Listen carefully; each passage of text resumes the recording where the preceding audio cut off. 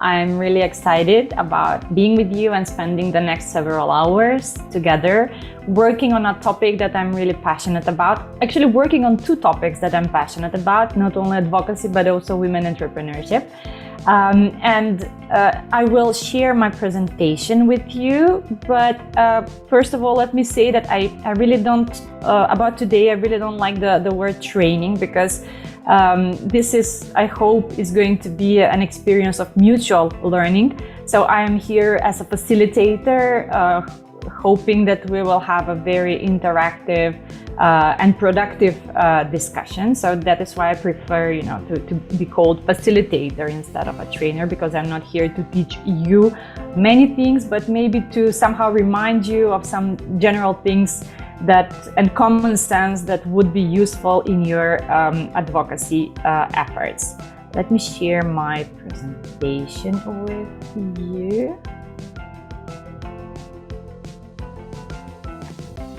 Okay. I'm trying to put it on full screen. Okay, here it is.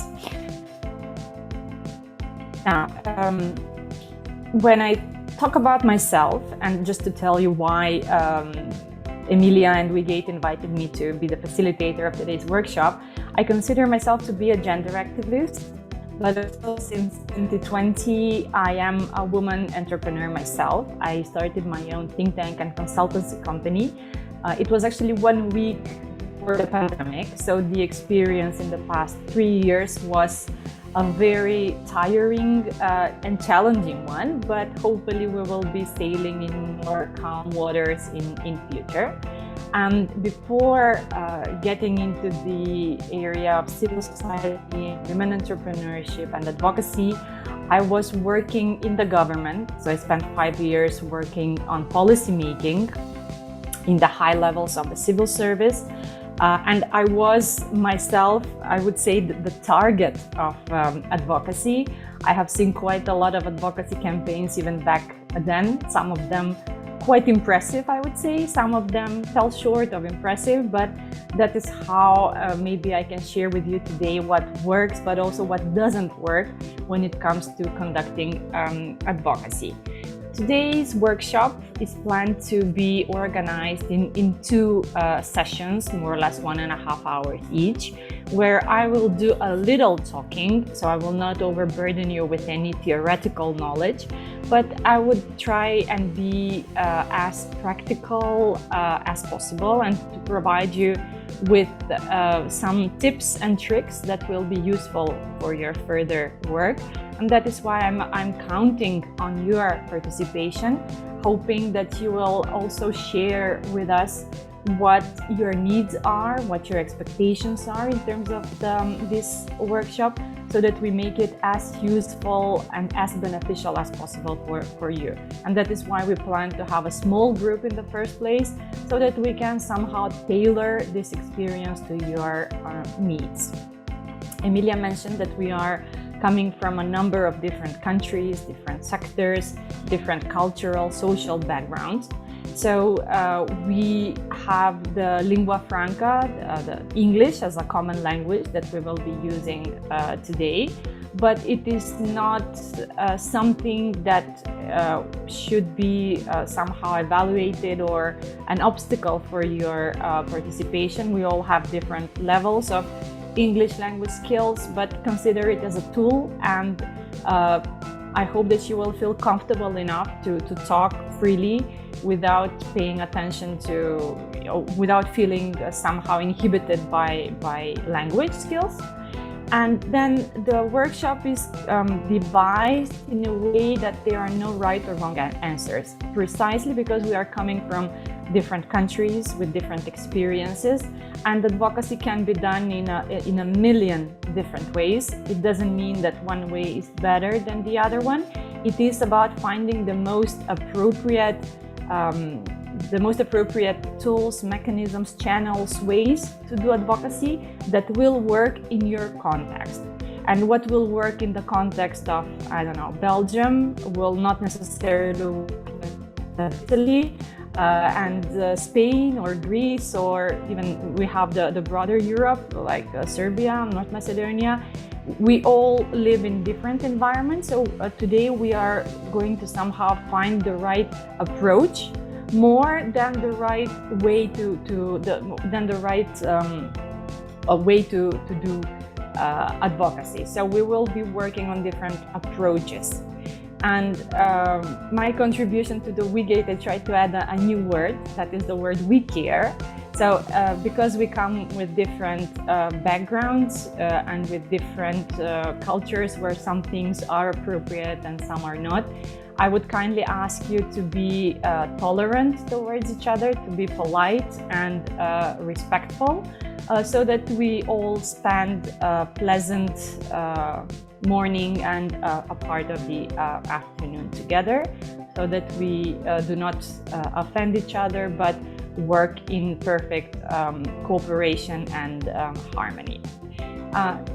Now I would like to ask you to take the floor and to present yourselves in terms of first name, last name if you want, country, organization or job that you are doing, and also your specific expectations, if you have, regarding today's workshop, so that we tailor the following part according to your needs. Just to sum up, we have an impressive, I think, number of around, we are 12 participants, but we mentioned about 17 different countries that you either come from originally, you live in, you work in, etc. So I think it's really already an impressive network.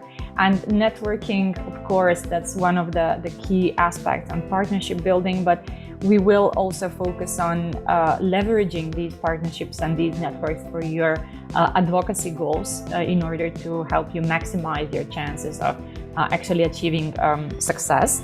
So without further ado, I will share again my presentation so that we start with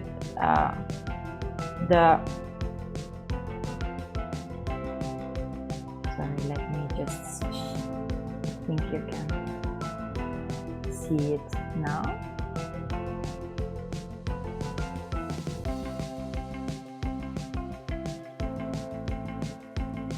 Is it okay? Can you see my presentation? For a few seconds it will show up. Yeah. Okay. We can see it now. Okay. Now, we are a diverse group, I would say, so maybe this would be a bit too basic for you, but still I would like to start by the basis precisely and talk briefly about the definitions, actually the substance of what we will be talking today. So we will start with the very word advocacy. And we will be talking mostly about advocacy related to public policies. And what is public policy? Public policy is everything that policymakers, be it government institutions, local municipalities, regions, other state bodies, are doing or are not doing.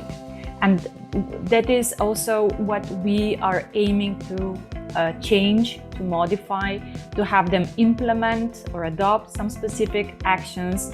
And when we are talking about advocacy, it is a set of organized activities. We are not talking about only one activity, but we are talking about a conscious effort, about a set of activities that we will be designing and implementing in order to influence the policies and the actions of others, to achieve some sort of change, to change their behavior, to change the public policies.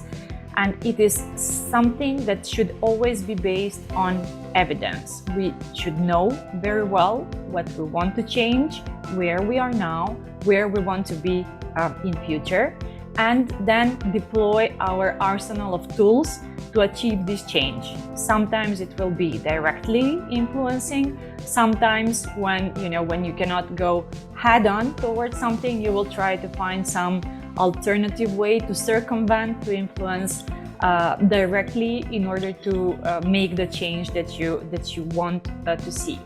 And who are we talking to? Who are we trying to make this change for us? We're talking to decision makers. We are talking also to a whole range of stakeholders and audiences that should receive our message, should make the change, or should support the change. So it's not always that we are targeting the policymakers, but we are also targeting everyone that can have influence over policymakers. And what is our goal? To achieve gender equality more broadly, to empower women entrepreneurs on a more, if we're talking about a more specific level of our objectives. And what is the difference between advocacy and outreach? So advocacy is the actions that we are undertaking in order to achieve the change, and the outreach is the effort of providing the information, of bringing information to people and to stakeholders where they live, where they work, in order to create the enabling environment, in order to make them support the change that we want to have achieved or implemented. Why? Because everyone is accountable or responsible towards someone. We have MPs that have members of parliament that have their constituents, their voters. That is the case with most politicians, with our governments. But then we also have businesses, we also have companies who care most about their customers. So it is not always enough to target the very narrow target that can help us achieve what we want to achieve, the change, but we are targeting the whole environment where policymakers, where our targets, where other stakeholders operate. And usually advocacy and outreach go hand in hand. So we target a whole range of stakeholders, including usually policymakers, but also communities, companies, civil societies, religious authorities, etc. Anyone that can help us achieve what we want to achieve. And advocacy, unlike the term that we may be hearing more often, lobbying, is usually associated with the public interest. So we have lobbying that is usually associated with the interest of one group, one sector, one company, sometimes with what we've been seeing recently, the interest of maybe one country at the global level. And advocacy, by definition, is used to advocate for a change that is in the public interest. This may sound very straightforward, but it actually is not always obvious what this public interest is. I think that we all gathered here today can agree that women entrepreneurship is of public interest. We have all heard on numerous occasions all the numbers about how much the GDP would increase if more women enter the business sector, how much more our societies would be prosperous if we had more women entrepreneurs, etc. But it is not always to agree what this public interest is, because there are always competing interests. We, as women entrepreneurs, we tend to believe that the place of a woman is everywhere, right? Wherever she wants to be, with her family, with her friends, in the business community, on top of the public and political leadership scale, so everywhere where a woman wants to be. But it is not always obvious, because there are some groups like ultra-conservative environments which have a different idea about a woman's place. So even when we're talking about women's entrepreneurship, we should not always take it for granted that everyone thinks that women entrepreneurship is in public interest. We have a lot of convincing to do in order to somehow make our goal and our objectives stick out and overcome all these competing interests. And then if we are seeing the numbers that we have in different countries and even at the broader European level, we see that the gender gap is closing. We see the number of women entrepreneurs slowly increasing, but in relative terms. this, if we analyze the situation more deeply, this is usually related to the fact that male entrepreneurship has reached the peak, so it is either stagnating or slightly declining. Apart from this, we have a very important and very big task that is still something that we want to achieve, that we need to achieve. And this is basically the case why we need advocacy for women entrepreneurship.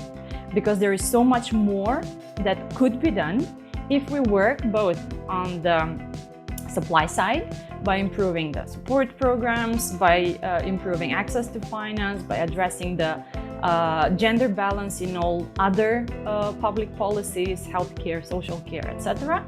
But also on the demand side, by inspiring women, by cultivating their ambitions, and by helping them do more networking.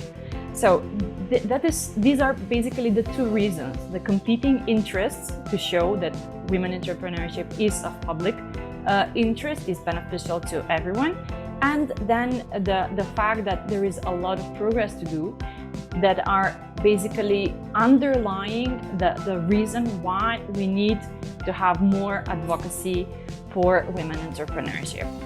And then the last question that I have on this slide is how to do it, and that is actually what we are going to be doing in the next 3 hours or so.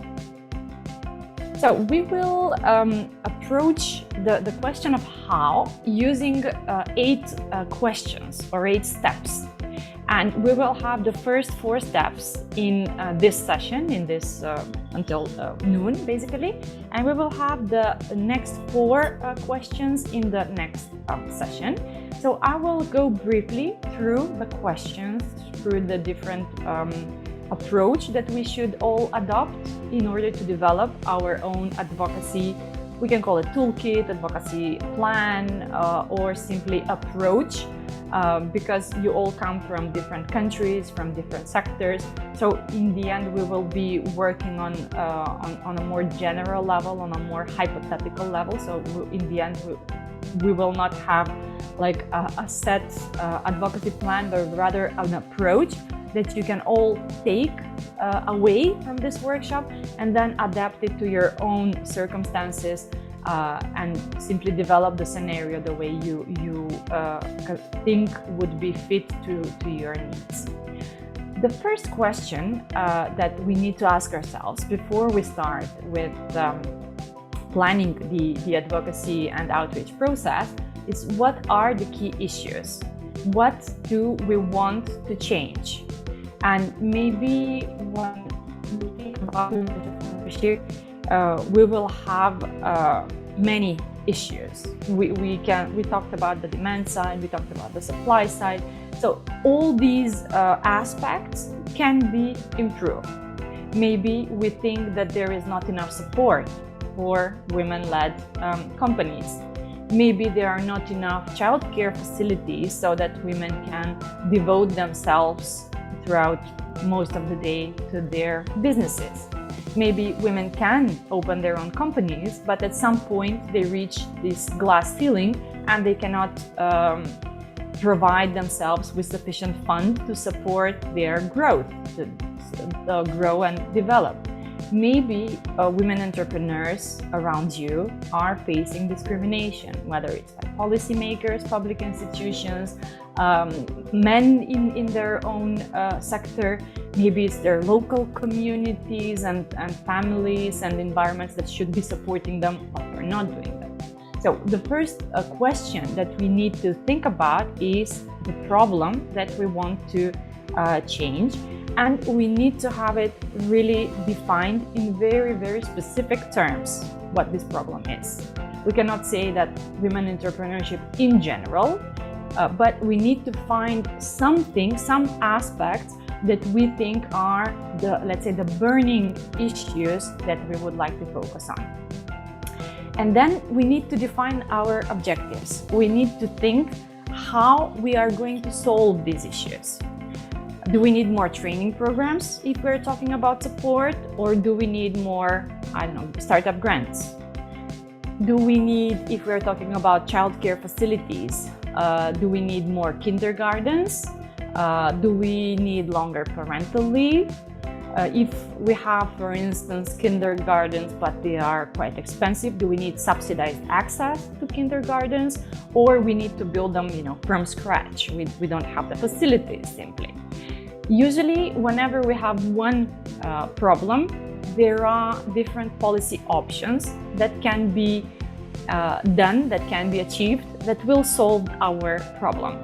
And this usually depends also on a number of issues. It depends on the social aspect, where we live. It depends on the cultural aspect, what is considered appropriate and acceptable, and also on the political aspect, on the political will of our policymakers. And something that is very important, and we will come back to later on, is the resources. What we are suggesting cost efficient? Is it simple to convince other people to invest the resources, public resources, in what we think would be a good solution to the problem? And then we need to find what is the best possible option, and we will get to that a bit later, how to actually identify the best option. Then once we know what we want to achieve, if we want, for instance, if the problem is access to finance, we want to have a new framework for alternative financing, like, venture capital, crowdfunding, etc. Maybe we don't have this legal framework. Maybe we have it, but it's not good. We want to have it amended. Or maybe the solution would be something as simple as, rethinking the training program. Maybe the training programs are simply obsolete. They are not adapted to the needs of the women entrepreneurs, and they are missing the goal. So that would be something more simple, but we still need to identify what needs to be done. Are we talking about a policy change? And that would be basically adapting the training curriculum for unemployed women, for women entrepreneurs, etc. Are we talking about a legal change? So if we have policy change, it would be, I would say, much simpler to achieve it. We still need to talk to policymakers, but it is only about policymakers in a government institution, in one government institution. But if we're talking about legal change, it means that we need to have the parliament on board, or the local council that adopts some decisions. Sometimes we are not aiming for a policy change, but we want to have some behavioral change. This means to change the way that a certain group of stakeholders is behaving. Maybe we want to work with big multinationals present in our country, and we want to make them source more from women-led businesses. Maybe we want to make these multinationals be more responsive and pay in time the women-led businesses, so that they don't end up with cash flow and liquidity issues. So once we have identified what the problem is, what we need to do, we need to somehow determine the scope of intervention. Whether we want to have a simple policy change with the executive branch of the authorities, whether we want to have something that would be more substantial, like a legal change, and something that will require parliaments or local councils or regional councils, parliaments on board, and that usually is more complex, takes more time. Or we want to adopt a different type of advocacy and outreach and work with some specific stakeholders to make them change the way they behave, such as multinationals or banks, for instance. And then once we have determined what needs to be done, we need to determine with a specific name, whenever possible, who can help us achieve that. So are we going to talk to the government institutions, and which government institution? Is it the Ministry of Economy? Is it the Ministry of Healthcare, the Ministry of Social Policy, some agency for entrepreneurship if you have that? Are we going to talk to the local mayors, for instance? If we are talking about kindergartens, probably it will not make much sense to waste your time with the central government when you need to have the local governments on board. So you need to determine who you should be talking to in order to get the change that you want. If we're talking about access to finance, maybe we should be talking to banks and other financial institutions in order to see what the possibilities are for credit lines, loan guarantees, etc. And if we have some issue that is common for all of us, given that we come from all across Europe, and if we're talking about discrimination against women entrepreneurs across Europe, maybe it would make sense to think about a Europe-wide campaign. And in that case, we would like to have the European institutions on board with us to support us with funding, with their weight, etc. Or sometimes maybe we just want to work with local influencers in order to change the mindset in the local communities, to make them more supportive of women entrepreneurs, because it is not always the most efficient way to go top down if we actually see that the problem that we want to overcome is at the local level, where we would, advocate for more equal distribution of resources so that women entrepreneurs have actually time to spend both with their families, on their jobs, and in their businesses.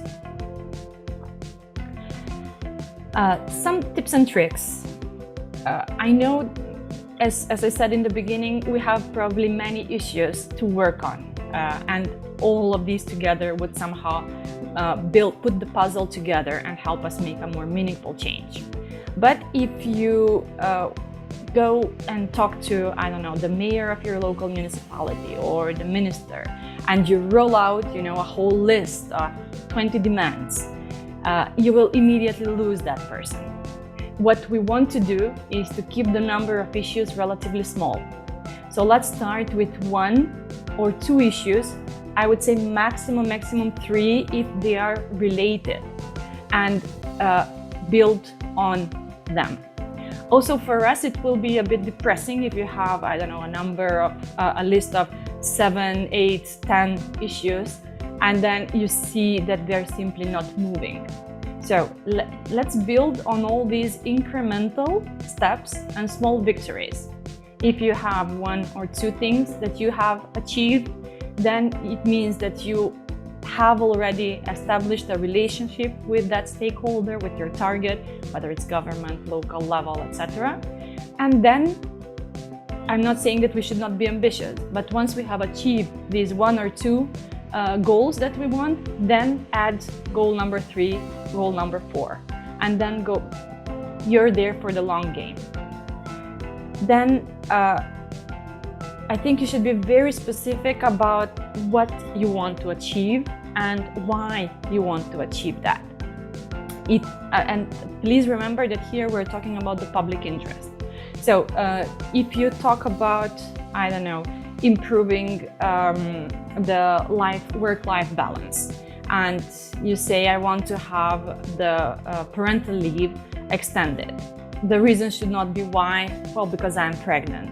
Or if you say, I want to have the parental leave extended, you want to know how many months should that be.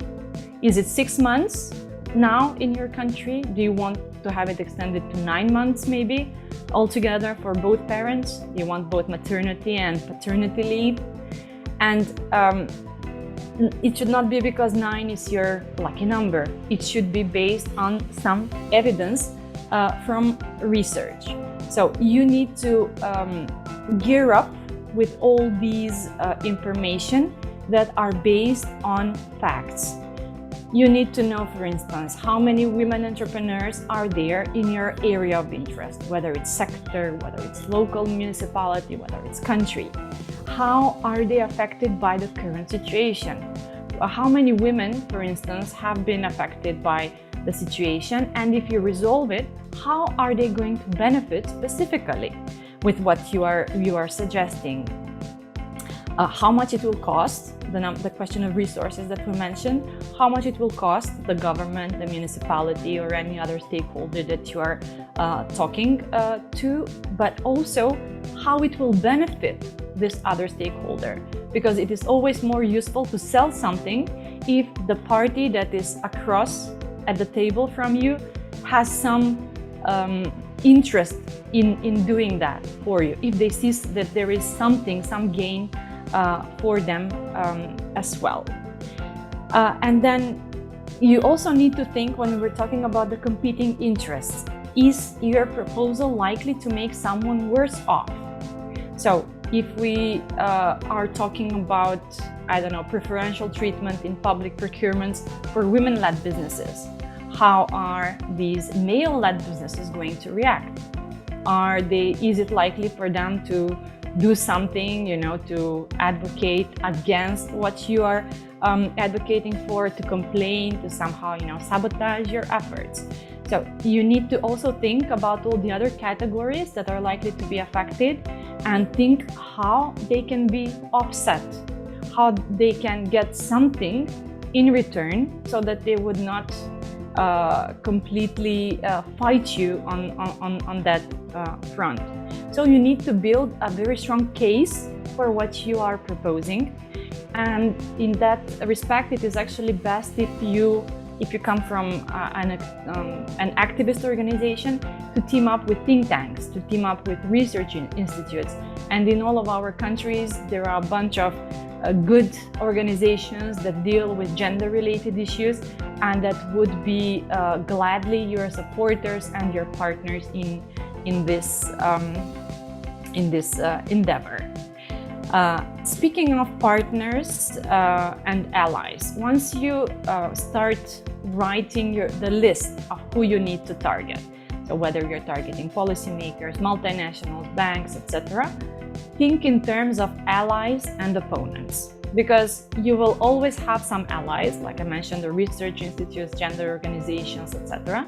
But it is very likely that you will encounter some opponents, some groups, stakeholders who will not be very happy with what you're doing.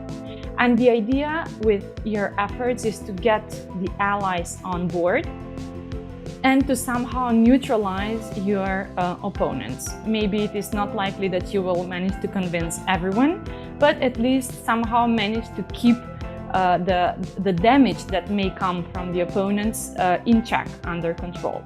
And then, of course, there are always some neutral stakeholders.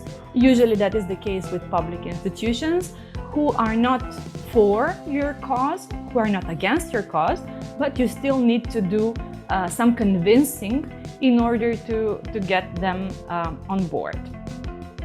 And then finally, once you start doing advocacy, you will need to focus, because in the end, the list of allies, opponents, and neutral that you will compile may have, 20 stakeholders on it. And most of the time, you don't have the resources, you don't have the time, you don't have the human, financial resources to work with all of them. So you need to prioritize. And my advice would be to always go for the ones that have the biggest influence, whether it's allies or opponents.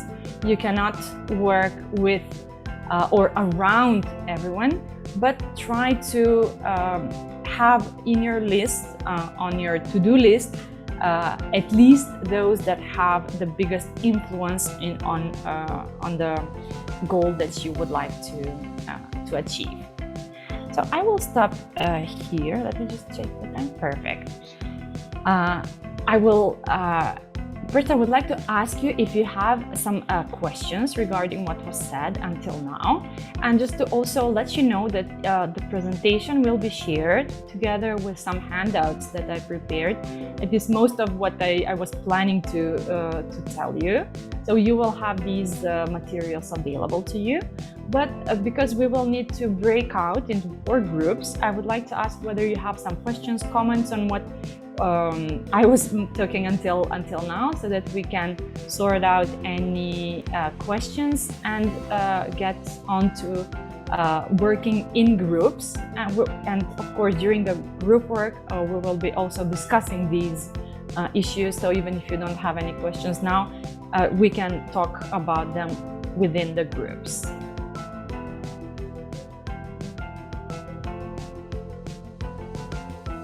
No questions? Okay. Then I would like to propose to divide ourselves, and we have our colleague who will do that for us, into 4 breakout rooms where we will work on 4 different areas that are quite important for women entrepreneurs. The first group will be working on access to finance. The second group will be working on support systems for women entrepreneurs. And here we have everything starting from startup grants, from trainings, all sorts of tools, incubators, accelerators that are put at the disposal of women entrepreneurs. The third group would be working on work-life balance and all these, I would call them adjacent policies, whether we're talking about social care systems, healthcare, parental leave, support for childcare, care for the elderly, etc. And the fourth group would work on mindset and societal change, working on local communities and changing all the stereotypes, prejudice, and these traditional backlash that we are sometimes seeing against women entrepreneurs. If this is okay with you, our colleague will automatically divide us into breakout rooms, and I will be going from one breakout group to the other one. And your task would be to provide answers to the 4 questions that we discussed in the first part. So we will be talking about what are the key issues in the specific area that you will be assigned to work on. What are your objectives? How you want to change these issues? What are we going to focus on? And then what specifically needs to be done? Somehow devising the intervention.